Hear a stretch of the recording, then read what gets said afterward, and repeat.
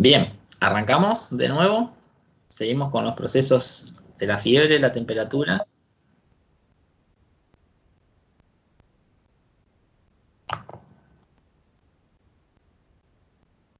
Sí. Bueno.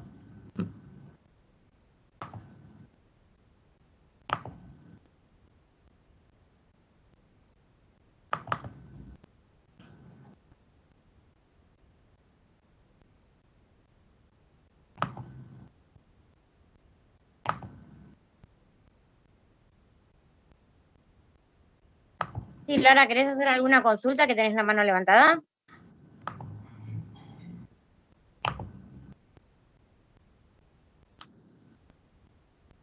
Ahí se ve. Ah, Por ahora no.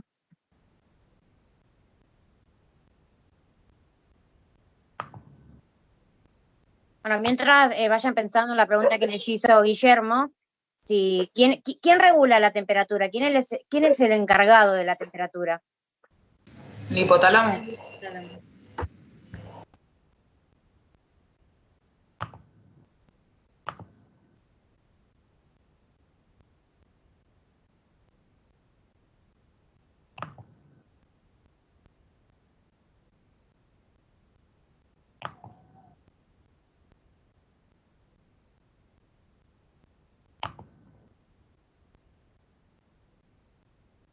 ¿se ve?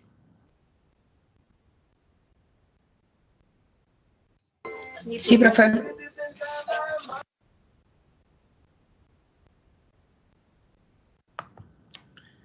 No pude leer la pregunta si la escribieron igual. Pero,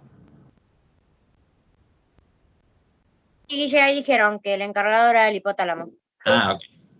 Bien, sí, perfecto. El hipotálamo es el centro regulador de la temperatura corporal. Lo importante también del aumento de la temperatura corporal por arriba de los 38, inclusive dependiendo de la bibliografía o del hospital donde trabajan, que hay un término denominado febrícula, que es entre la temperatura normal y la fiebre, ya nos empieza a llamar la atención. Esta fiebre o este aumento de temperatura es un proceso también para o como mecanismo de defensa. Lo que va a generar es aumento del metabolismo, aumento de la presión arterial, aumento, ¿sí?, de la actividad celular, y entonces lo que va a generar es aumento de la temperatura. No siempre la temperatura, le reitero, está relacionado a un proceso infeccioso. La gran mayoría de las veces sí, pero puede ocurrir situaciones como tumores o por la administración de algún medicamento, algún fármaco o alguna reacción que genera aumento de la temperatura corporal, ¿sí? Pero bueno, para que tengan en cuenta, este aumento de la temperatura corporal se denomina fiebre y está íntimamente también ligado a procesos infecciosos y a veces también puede llegar a ser a procesos de enfermedades, no necesariamente por microorganismos, sino tumorales o reacciones alérgicas a algún tipo de antígeno, ¿sí? Bien, vamos bien por ahora porque vamos un poquitito más allá ahora, ¿sí? Profe, Sí. una consulta. Si una persona no presenta fiebre, ¿a qué se debe? O sea, la persona está enferma, pero nunca presenta fiebre. Bien, me consultan si la persona no tiene, o sea, no tiene, está enferma pero no tiene fiebre. Pudiendo clasificar las enfermedades como enfermedades crónicas o agudas, hay ciertas enfermedades que nos puede producir cierta sintomatología. Hay inclusive enfermedades que son las características por ser agudas, son rápidas y empieza con signos y síntomas específicos ya y generan generalmente dolor, molestias, aumento de temperatura, aumento de presión, etc. pero son en un momento determinado. Y hay otras enfermedades que se van dando con el tiempo. Si hay una enfermedad posiblemente infecciosa y que no se llega a cursar con aumento de la temperatura corporal, va a depender exclusivamente de cada una de las personas. Sepan también que cada sistema inmune y cada persona tiene sus mecanismos de defensa personales. Son cosas muy generales también lo que nosotros decimos, que son como para todos igual, pero no a todos funcionan igual. No a todos el mismo microorganismo le va a generar las mismas cosas, pero se tiende a, ¿cómo decirlo?, como clasificarlos de ciertas enfermedades, padecen ciertos signos o síntomas. Como te digo, no necesariamente puede haber aumento de la temperatura corporal, pero al menos vos podés saber que el aumento de la temperatura corporal puede llegar a ser sinónimo de una infección. No sé si te respondo la pregunta o por ahí no de la forma que vos esperabas que te responda. Déjame hacer un aporte, Guille. Ustedes tienen que tener en cuenta que la fiebre no se va a dar siempre. Lo que nosotros como enfermeros tenemos que tener en claro es que si una persona está con fiebre, es porque algo puede llegar a tener. Muchas veces obviamente se van a acercar o van a haber pacientes internados que no tienen temperatura, pero sin embargo están con una infección o algo, pero bueno, están tratados con los antibióticos y no van a tener temperatura.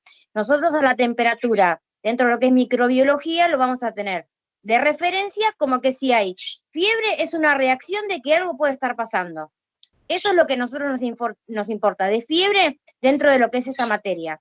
Después, va a variar de las patologías y todo eso, pero eso ya es un tema de la materia médica 1 y médica 2, que ya lo van a ver, pero nosotros acá en microbiología vamos a tomar la fiebre como referencia a de que si el paciente tiene fiebre es porque algo puede estar incubando o algo le puede estar pasando. No siempre el paciente va a tener fiebre. Fíjense, tengan en cuenta que no sé si alguna abuela, madre o algún pariente, cuando alguien tiene fiebre y no se sabe por qué, fíjense que a veces le dicen, ay, debe estar, es porque capaz que debe estar incubando algo. O sea, tomen la fiebre dentro de esta materia como referencia de que si el paciente tiene fiebre es porque algo le puede estar llegando a pasar. Nada más dentro de esta materia. Y como que es un mecanismo de defensa de que algo está pasando o algo está cursando el paciente. Nada más. Bien, muy bien, también gracias Celeste, porque inclusive también puede llegar a tener aumento o desregulaciones. Tampoco nosotros vamos a diagnosticar ningún tipo de patología, pero sí puede haber ciertas situaciones que por ahí el hipotálamo también puede llegar a tener algún trastorno neurológico, por ejemplo, y puede llegar a estar desregularizado estas cuestiones de la temperatura. O también puede ser fisiológico de una persona, pero lo que dice Celeste también es muy cierto.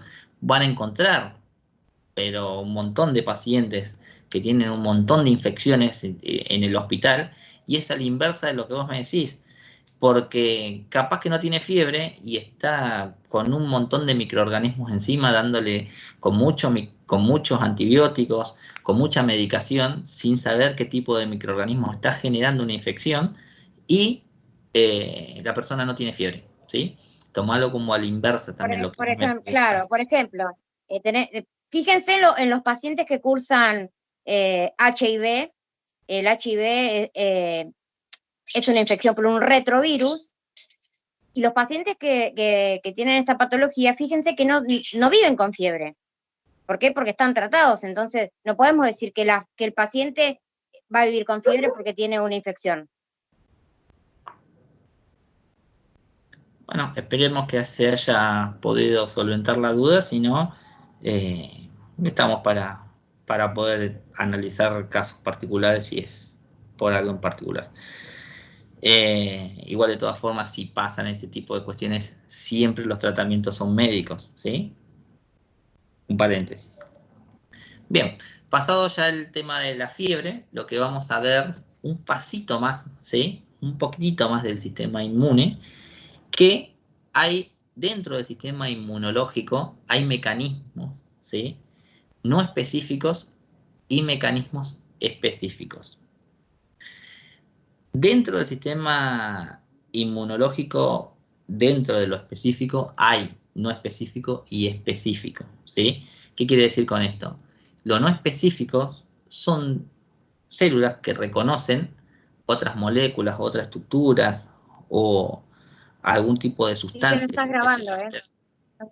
No se está grabando. Te digo antes de que empieces a explicar el sistema inmune que no se está grabando esto. Yo lo estoy grabando con audio. Después lo paso al audio. El sistema inmune, ¿sí? Se puede clasificar no específico y específico. Entonces, si es no específico, es decir, reconoce algún tipo de sustancias o moléculas en particulares, ¿sí? Es una inmunidad natural. Es propia del cuerpo, ¿sí? Estos tipos de células van a distinguir algunas características importantes o estructuras o proteínas de algunos microorganismos que como que consolidan que son de parte de una infección, ¿sí? Ahora, si el mecanismo va a distinguir por una estructura especial, propia, y que el cuerpo lo determina que eso es propio para una enfermedad o para que reaccione el sistema inmune, a ese tipo de estructura se lo denomina antígeno. Y esta es un tipo de sistema inmune que se denomina inmunidad adquirida o adaptativa. ¿Cuáles son, al menos los más comunes que vamos a ver para que podamos llegar a tener en cuenta de estos mecanismos que son adaptativos, o al menos qué tipo de inmunidades podemos llegar a tener? Bueno, vamos a tener una inmunidad que es activa, que es cuando el huésped, ¿sí?, se pone en contacto con el antígeno, se denomina inmunidad activa. Es decir, el antígeno, esta sustancia, entra en contacto con el huésped, entonces ese lazo se denomina inmunidad activa. Esa inmunidad activa, si es de forma espontánea, se denomina inmunidad activa natural. Ahora, si puede llegar a ser a causa de un antígeno producto de una vacuna, por ejemplo, bueno, es una inmunidad activa pero artificial. Entonces, este antígeno puede llegar a ser propio de una vacuna, por ejemplo, ¿sí? Entonces, esto nos va a aumentar nuestra actividad del sistema inmune para estar cubiertos por algún tipo de infección, ¿sí? Otro término también que pueden llegar a encontrarlo y que es importante saberlo también es que si los anticuerpos son fabricados por otro hospedador, como sucede en el recién nacido, que se lo pasa de la madre al feto, bueno, se denomina inmunidad pasiva. ¿Por qué es una inmunidad pasiva? Porque lo pasa desde la madre, que es la que la produce, hacia el feto para que se encuentre inmunizado, ¿sí? Inmunidad adquirida, ¿sí? Las cosas importantes. El sistema inmune destruye y elimina, por lo que es importante reconocer lo propio de lo no propio. Es decir, el sistema inmune tiene la capacidad de poder destruir células, ¿sí? Entonces tiene que tener esta capacidad de poder reconocer las células que no son propias del cuerpo, ¿sí? de esa misma persona, por ejemplo, porque si no, se generan trastornos como las enfermedades autoinmunes, que son enfermedades que el mismo cuerpo no reconoce a los órganos o a los tejidos como propios y los termina atacando, termina destruyendo. Entonces, se genera como si fuese una autolesión y el cuerpo debería tener esa capacidad, ¿sí? La inmunidad adquirida también es una inmunidad frente a patógenos intracelulares o inmunidad frente a patógenos extracelulares. ¿Qué quiere decir esto? Bueno, si son extracelulares es más fácil reconocerlos, en el sentido de que imaginemos que hay microorganismos rondeando por ahí, por el sistema vascular, por ejemplo, y si están libres, hay células capacitadas para poder destruirlos. Ahora bien, ¿qué son una inmunidad frente a patógenos extracelulares? Bueno, hay microorganismos que para poder funcionar necesitan ingresar dentro de células propias de la persona, del huésped, y después reproducirse y ingresar a otras células. Bueno, el cuerpo humano tiene que tener esa capacidad de poder destruir o localizar células que se encuentran con unos patógenos internos. Entonces, hay un mecanismo de defensa y este mecanismo es los linfocitos. Los linfocitos también son un grupo propio de leucocitos propios y que pueden reconocer células patógenas intracelulares o extracelulares de una forma que es mucho más específica, ¿sí? Los linfocitos B reconocen antígenos extracelulares y estos son los encargados de la producción de anticuerpos, y los linfocitos T reconocen antígenos intracelulares, ¿sí? Entonces, con este tipo de mecanismo de defensa, el cuerpo humano también se encuentra cubierto para posibles infecciones, ¿sí? Vamos a hacer un parate en el sentido de tanto término que fuimos hablando y vamos a hacer también una reflexión sobre qué es lo que se tiene que generar para causar una infección. Habíamos hablado de los procesos infecciosos, cuáles son las etapas del proceso de infección propio del microorganismo, propio del patógeno, pero también tiene que haber una cadena, ¿sí? Que es la cadena epidemiológica. Posiblemente lo hayan escuchado en algún lugar, llámese Médica 1 o Salud Pública, no importa si no, pero lo que es esta cadena es un conjunto de procesos que se deben dar para que la persona se encuentre enferma. Esto funciona tanto en patologías, tanto crónicas como infecciosas, ¿sí? Los eslabones o la triada que se tiene que dar es el agente, el huésped, y tiene que haber un mecanismo de transmisión para poder generarse esta infección, para poder generarse esta patología, ¿sí? ¿Vamos bien por acá? ¿Vamos bien? Sí. Vamos a ingresar ahora Sí. al entorno un poco más hospitalario, al entorno menos, digamos, teórico, pero sí en la hora de la labor diaria, y también para tenerlo en cuenta de una forma comunitaria, también poder manejar ciertos criterios, ¿sí?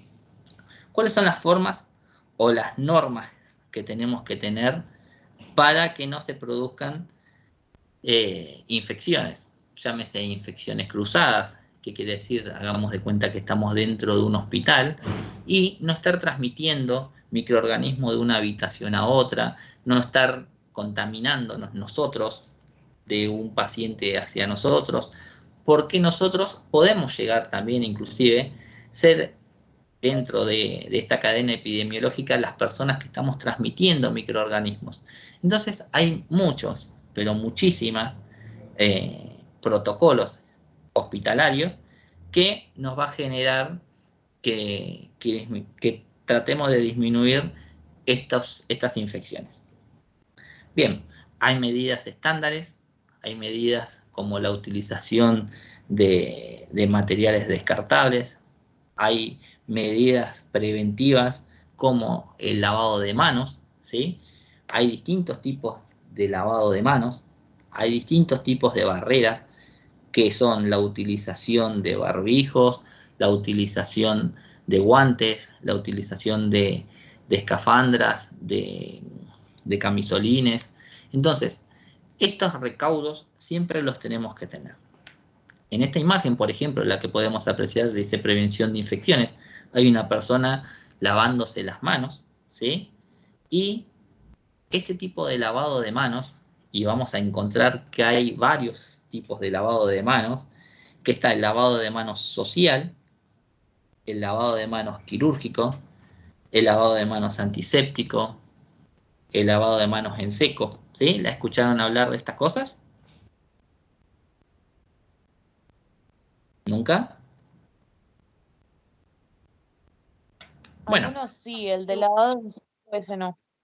bien, con esto con respecto a la pandemia, por ejemplo, estuvimos con bastantes campañas publicitarias y demás con respecto al lavado de manos, la higiene y el mantenimiento también. No necesariamente trabajar en el hospital para tener estos recaudos, pero sí el hecho del contacto, estar con alguien estrecho, podría llegar a generar ciertas infecciones o utilizar mecanismos como normas preventivas, como el barbijo, ¿sí? Fueron distintas cosas que nos fueron imponiendo en el sentido de tomar conciencia de que nosotros podemos llegar a infectarnos. Pero en los hospitales, por ejemplo, en el periodo de pandemia, nosotros teníamos medidas estándares con todos los pacientes. A todos los pacientes hay que tener ciertos recaudos para trabajar. ¿Cómo qué? Bueno, cómo utilizar guantes, cómo utilizar medidas preventivas de si utilizamos cortopunzantes, no reutilizarlos, no tocar las agujas, no tocar, ¿cómo se le puede decir? Secreciones o sangres con las manos, inclusive con guantes, tener la precaución de que no estén rotos, utilizar la medida correspondiente para no lesionarnos, lavarnos las manos siempre antes y después de atender a un paciente. Esas son medidas estándares. Ahora bien, dentro de un hospital van a encontrar distintos tipos de pacientes que van a tener infecciones. Y algunas de las infecciones que tienen son muy contagiosas, ¿sí? Por eso hay normas y van a tener que tener mucho cuidado también para no infectarse ustedes mismos, ¿sí? Por ejemplo, el cartel que ustedes ven, violeta, si lo pueden apreciar, dice precauciones de contacto. Este tipo de prevención de contacto, lo que es, suele haber ese tipo de carteles en pacientes que tienen algún tipo de infección que puede transmitirse por contacto, como habíamos dicho. Vieron, recuerdan que había distintas medidas o distintas formas de poder obtener una enfermedad. Bueno, este es a través del contacto. Entonces, ¿qué tenemos que tener en cuenta? Bueno, siempre el lavado de manos, utilizar guantes, camisolines, la visita que esté un poco restringida, porque esa persona también que va a visitar la persona se va a quedar con esa persona y puede llegar a tener la infección de su familiar o quien ingrese. Y los materiales que nosotros vamos a utilizar, llámese estetoscopio, termómetro, tijeras o todo lo que ingresemos dentro de la habitación, lo ideal sería que sean propios de ese paciente. ¿Por qué? Porque si nosotros utilizamos el termómetro en este paciente y después vamos a pacientes que no tienen ningún tipo de precauciones de contacto, o al revés, se encuentran con las defensas bajas, se encuentran inmunocomprometidos, nosotros podemos con ese termómetro estar generando infecciones a otras personas. Por eso es muy importante la desinfección de todos los materiales que vayamos a ingresar antes y después de utilizarlos.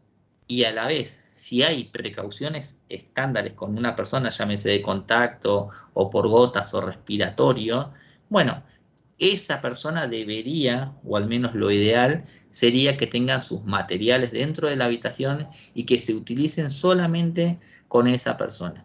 ¿Sí? Fíjense, como ese cartel... Sí. No, que está muy bien lo que dice.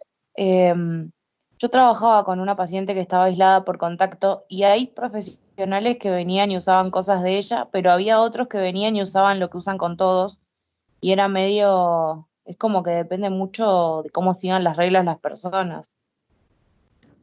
Bien.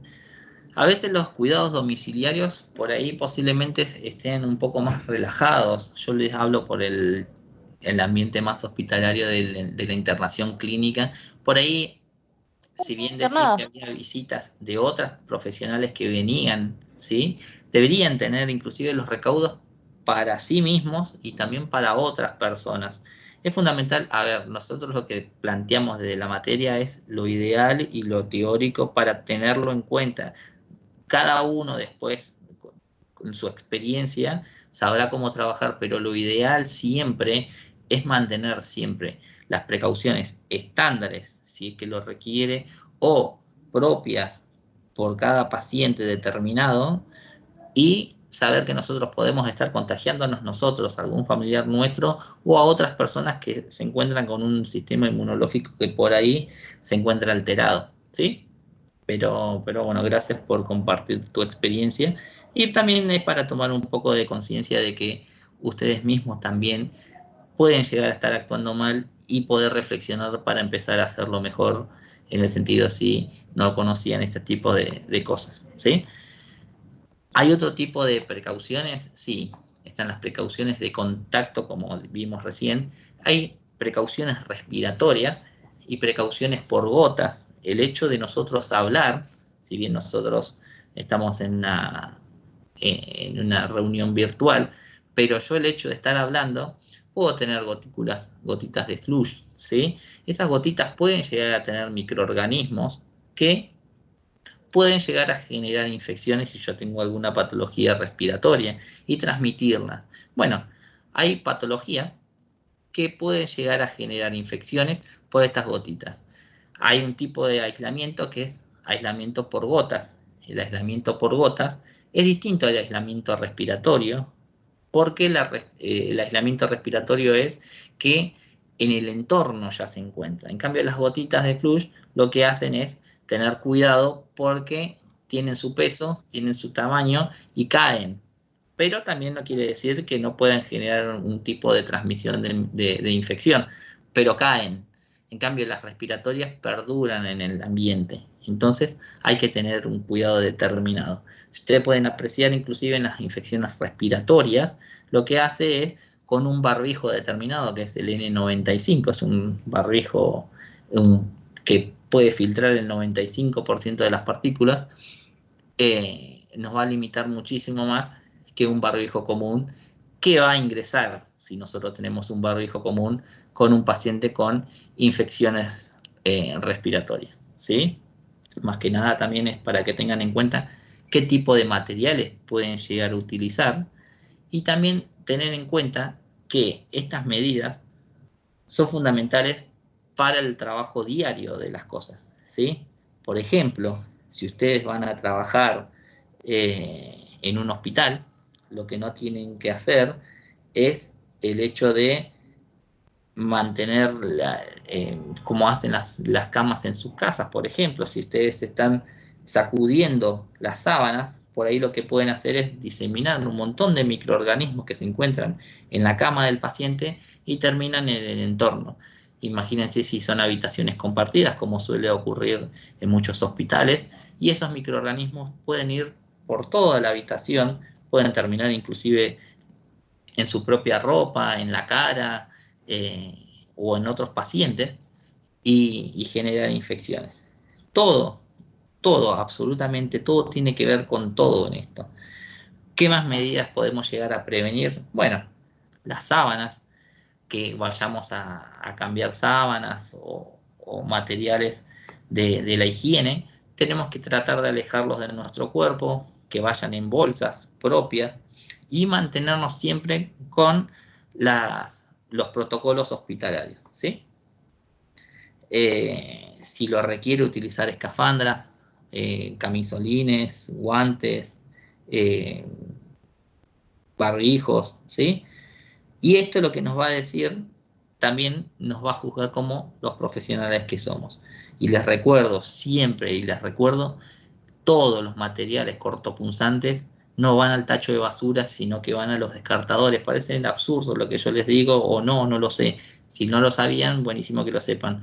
Pero todos los materiales cortopunzantes van a los descartadores, que son como cajas especiales donde se desechan todos los materiales que se puede llegar a punzar o puede llegar a cortar a una persona. Agujas, bisturís, ¿sí? Hay unas sondas que tienen un mandril, por ejemplo, ese mandril puede pinchar, no va a los tachos de basura. Todo lo que sea de material que puede cortar o lesionar a alguien, van a los descartadores. Inclusive también salieron algunos descartadores que son para vidrio, cuando los enfermeros preparan, bueno, el vidrio ese puede lesionar a alguien si los tiran al tacho de basura. Entonces, ¿para qué sirve esto? Para que ustedes tengan los recaudos, sepan manejarse con los protocolos institucionales y puedan llegar a hacer lo mejor dentro de el área de salud y ser un buen profesional, ¿sí? Más que nada son medidas preventivas. Bien, ¿alguna duda hasta acá?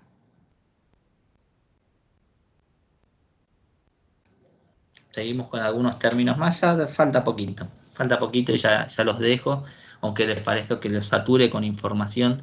A medida que vayan leyendo se van a ir dando cuenta de que es un poco de memoria, un poco de reflexión, es un poco también con el hecho de tener el power, el audio, puede ir saliendo y tener las nociones básicas de la microbiología. ¿Qué es una quimioprofilaxis? Bien, utilizar antisépticos o antimicrobianos tópicos para prevenir una infección. ¿Qué es un antiséptico? Bueno, es una sustancia que va a eliminar microorganismos, ¿sí?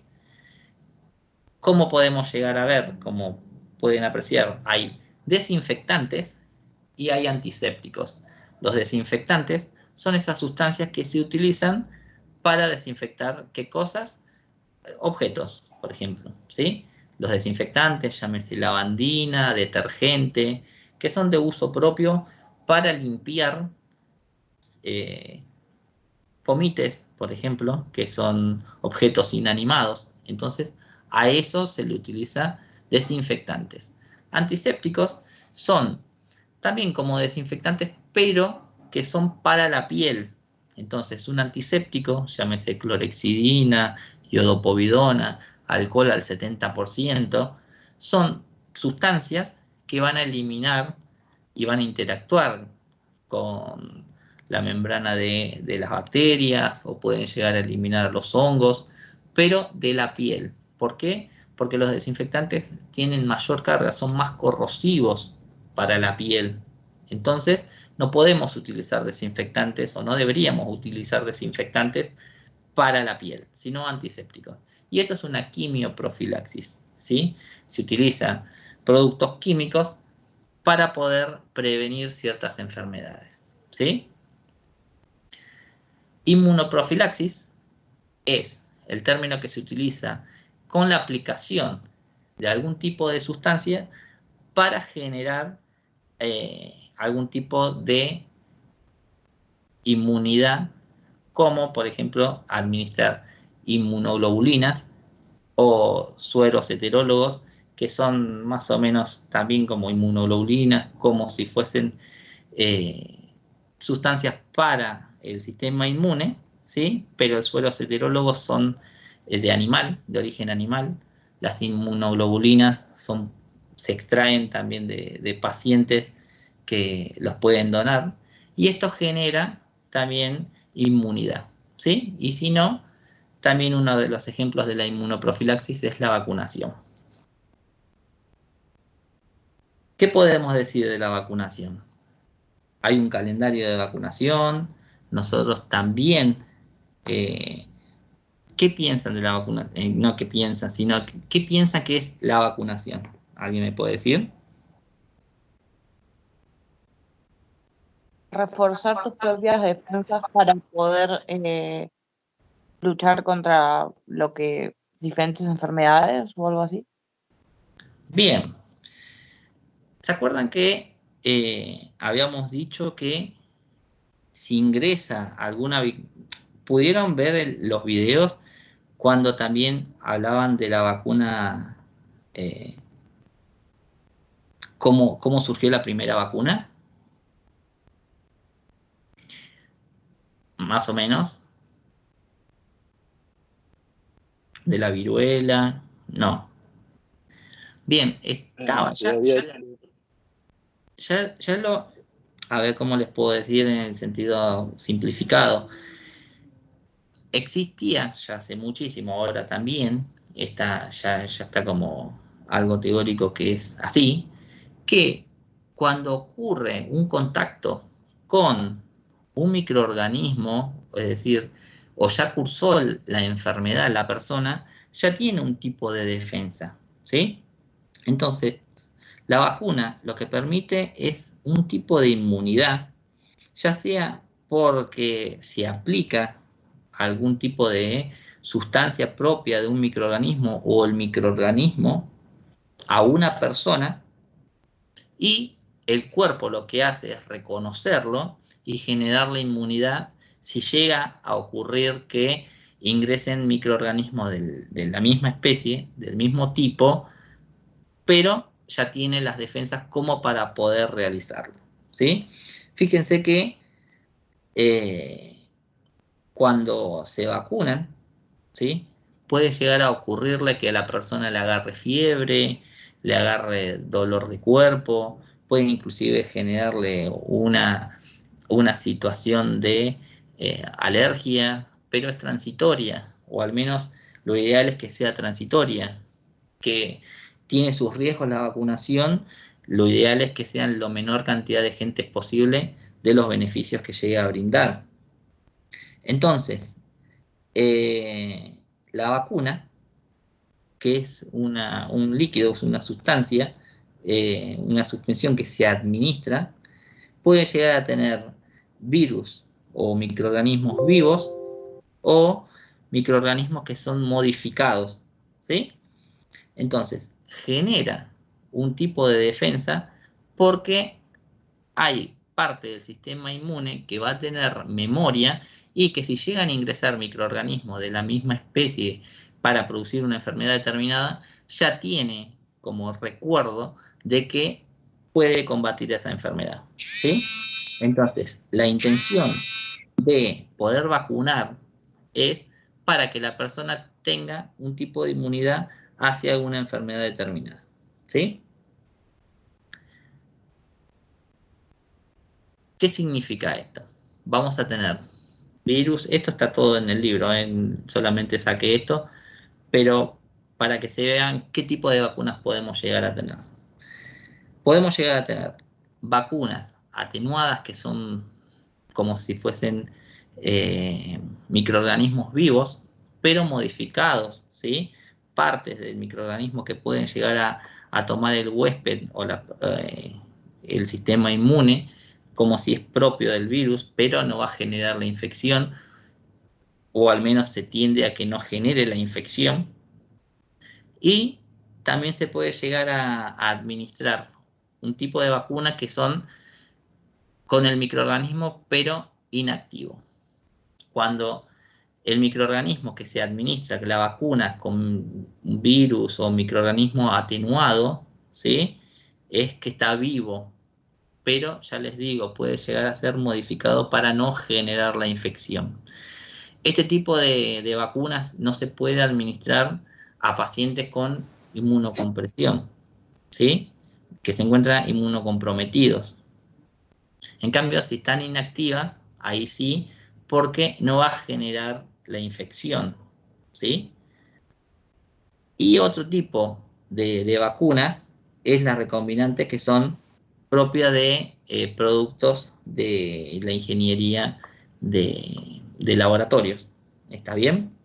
Entonces, podemos llegar a tener vacunas que son inactivas, que puede ser virus o parte del virus, o vacunas que son del microorganismo atenuado, es decir, es el microorganismo vivo, parte del microorganismo vivo, pero sin que genere la infección, ¿sí?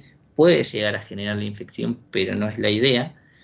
Y recombinantes, que son vacunas que se producen dentro de los laboratorios. Son productos de laboratorio para poder disminuir las posibilidades de infecciones, como la de la hepatitis y del HPV. ¿Qué normas tenemos que tener en cuenta para la vacunación, bueno, el calendario de vacunación que nosotros tenemos en la Argentina, es fundamental mantenerlo. Las dosis de vacunación, mantenerlas también en los periodos que tenemos que vacunarnos. Hay vacunas que son de una sola dosis, hay vacunas que son de 3 dosis, y esos son los periodos que nosotros tenemos que saber respetar, ¿sí? Si nosotros somos los vacunadores, somos las personas que vamos a vacunar, no deberíamos mezclar vacunas. Por ahí o puede pasar que vacunen de un brazo y de otro, que está bien, pero no en una misma jeringa tener vacunas, distintas vacunas que no estén autorizados, ¿sí? Eso también inclusive lo van a ir captando a medida que van teniendo mayor cantidad de experiencia, qué cosas sí, qué cosas no, pero protocolarmente ustedes sepan que no se mezclan las vacunas. Tenemos que respetar la edad, tenemos que también respetar el antibiótico o la medicación que esté recibiendo la persona.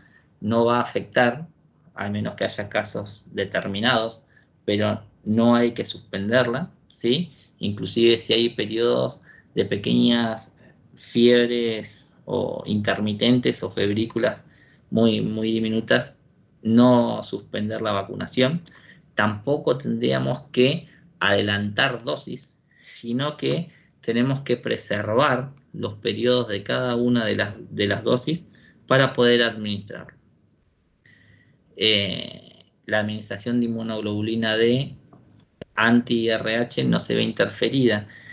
Esto viene a ser cuando hay personas que se encuentran embarazadas, ¿sí? El RH positivo y el RH negativo de la sangre. Si el feto tiene RH positivo y la madre es RH negativo, eso no se podría llegar a generar, entonces se podría llegar a generar un aborto, ¿sí? Entonces, esto es una administración de una inmunoglobulina para prevenir ese aborto, que es espontáneo en sí, es propio del sistema inmune, que lo genera como un rechazo por el hecho de captarlo como si es algo ajeno al cuerpo, y esto con la vacunación no se encuentra alterado, ¿sí? Entonces, el calendario de vacunación hay que utilizarlo igual. Las primeras dosis de los virus atenuados produce protección contra las dosis de refuerzo. ¿Qué quiere decir esto? La primera dosis, nosotros ya tenemos un tipo de protección, pero fíjense, de virus atenuados. Atenuados era de los virus vivos. Ahora, cuando hay dosis de refuerzo, bueno, el porcentaje aumenta al 100% la posibilidad de estar protegidos, ¿sí? En cambio, en las vacunas inactivas, las primeras dosis no generan ningún tipo de protección, simplemente es como para preparar al organismo para que en las próximas dosis el cuerpo pueda llegar a generar las defensas correspondientes, ¿sí? Y algunas presentan ayudantes, que son este tipo de sustancias, que son sustancias como para aumentar la respuesta y que pueda llegar a con menos dosis, por ejemplo con 3 dosis, ya tener el efecto deseado, ¿sí? Porque si no deberían ser mayor la cantidad de vacunas que debería recibir la persona. Bien, ¿cuáles son las reacciones adversas que puede llegar a generar la vacunación? Bueno, como les dije también, hay algo que son local, que es propio del sitio de inyección, algo que es general de todo el organismo, y lo más peligroso, que es la alergia o el shock anafiláctico. La local es la inflamación, el dolor donde nosotros inyectamos, que puede llegar a ser normal, son molestias bastante casuales o bastante común. Las generales es fiebre, malestar o dolores de cabeza, ¿sí? Falta de hambre o exantema, que es una erupción, ¿sí? Que es bastante leve, pero puede llegar a ocurrir. Y las alergias, que es lo más grave que puede ocurrir, si hay algún tipo de alergia algunos de los componentes de la vacuna, hay que saberlos también y no recibir ese tipo de vacunas porque puede llegar a generar un shock anafiláctico y puede llegar a ocurrir la muerte de la persona. Y las contraindicaciones, bueno, tenemos que saber que si hay algún componente a la cual la persona se encuentra con alergias a ese componente, no administrarlo. En periodo de embarazo no se deben administrar vacunas atenuadas y tampoco se debe administrar vacunas atenuadas a inmunodeprimidos, ¿sí? Como les dije también, la febrícula, ni la gestación ni la lactancia, y ni el uso de antibióticos van a suspender la vacunación, ¿sí? Más que nada son como normas generales, van a ir leyendo, van a ir viendo, van a ir aprendiendo inclusive con la experiencia propia de el hecho de la labor diaria, qué cosas sí pueden hacer, qué cosas no, pero siempre basándose en los protocolos y siempre teniendo la experiencia y el conocimiento teórico de las cosas académicas para poder desenvolverse. ¿Alguna duda?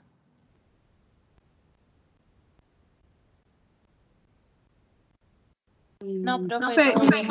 no pude terminar de copiar todo lo que estabas pasando. Todo eso se queda en el Classroom, ¿no?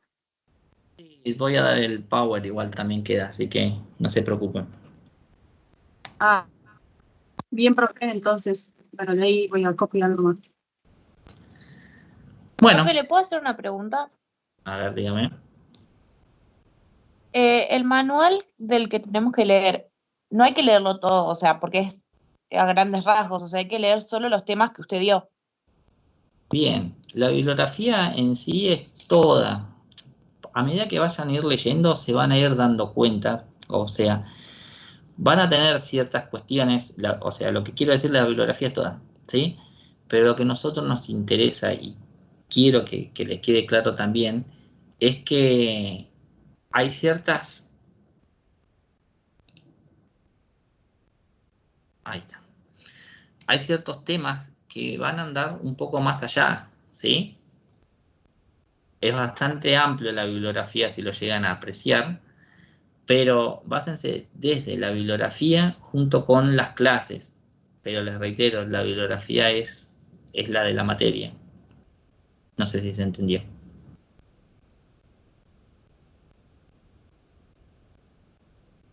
Sí. Bien. Cualquier duda, ya saben que están los chicos también, los ayudantes.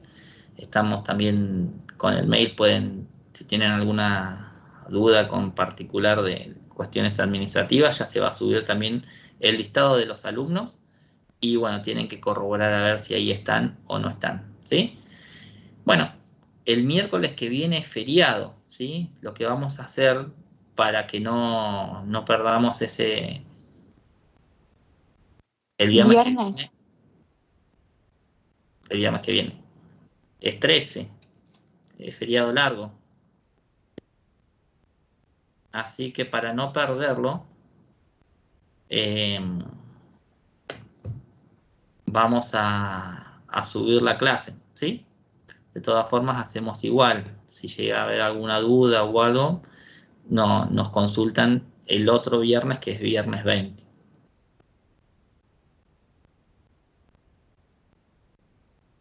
De acuerdo. Genial, profe, muchas gracias. Bueno, gracias a ustedes. A la brevedad se subirá esto y bueno, espero que les haya servido. Gracias. Muchas Gracias. gracias, profe. Chao. Gracias, profe. Gracias a ustedes. Chao, chao. Pronto.